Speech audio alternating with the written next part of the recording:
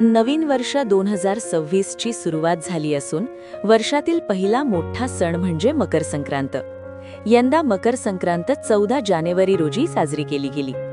हिंदू धर्मात या सणाला विशेष महत्त्व आहे. सूर्यदेव जेव्हा धनु राशीतून मकर राशीत प्रवेश करतात त्या दिवसाला मकर संक्रांत किंवा उत्तरायण म्हटलं जातं. मकर संक्रांतीनंतर साधारण 15 दिवस हळदी कुंकवाचे कार्यक्रम होत असतात.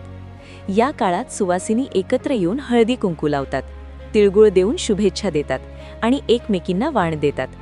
अशाच प्रकारे लांजातील शिक्षण क्षेत्रात प्रसिद्ध असलेली DJ सामंत हायस्कूलमध्ये यावर्षी हळदी कुंकूचा कार्यक्रम मोठ्या भक्तिमय वातावरणात पार पडला.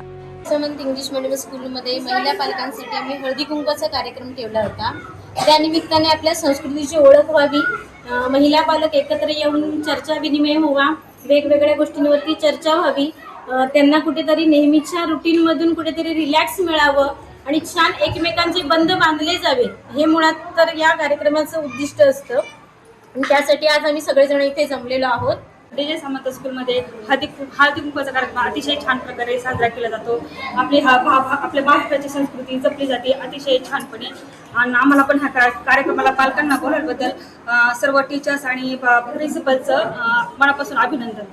DJ सामंत स्कूलमध्ये पार पडलेल्या या कार्यक्रमाला यावेळी पालक आणि शिक्षक मोठ्या संख्येने उपस्थित होते. ब्युरो रिपोर्ट, मुस्कान मुजावर, लांजा. हांड्यावर हांडे सात, त्यावर ठेवली पारा, रुबीनराव बसले दारात, येऊन कशी घरा.